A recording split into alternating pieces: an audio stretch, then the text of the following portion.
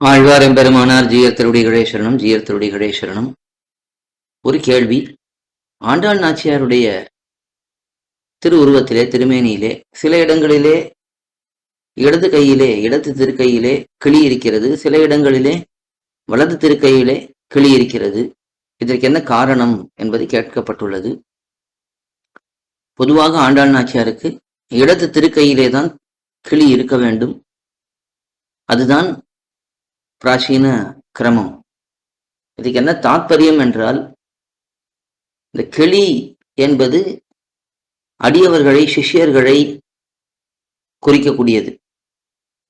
இப்ப ஆண்டாள் நாச்சியார் என்ன பண்ணுகிறாள் என்றால், தன்னுடைய அடியவர்கள், தன்னுடைய சிஷ்யர்களை தான் கையிலே வைத்து அவர்களை பாதுகாத்து அவர்களுக்கு ஞானத்தை, பக்தியை ஊட்டி அவர்களையும் உயர்ந்த நிலைக்கு ஆளாக்குகிறாள்.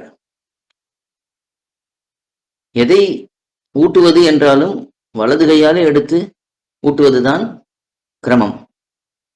ஆகையாலே உணவூட்டுவதாக இருக்கட்டும், ஞான பக்தி வைராகியங்களை ஊட்டுவதாக இருக்கட்டும், இதையெல்லாம் ஆண்டாள் நாச்சியார் நமக்கு, அடியார்களுக்கு ஊட்டி விடுகிறாள் என்றால், அது இந்த இடது கை திருக்கையிலே கிளி இருந்தால்தான் வலது கையாலே எடுத்து ஊட்டிவிட சௌகரியமாக இருக்கும். அதனாலே இடது திருக்கையிலேயே ஆண்டாள் நாச்சியாருக்கு கிளி இருக்கும் என்பது பெரியவர்கள் காட்டக்கூடிய அர்த்தம். ஆழ்வார் எம்பெருமானார் ஜீயர் திருவடிகளே சரணம், ஜீயர் திருவடிகளே சரணம்.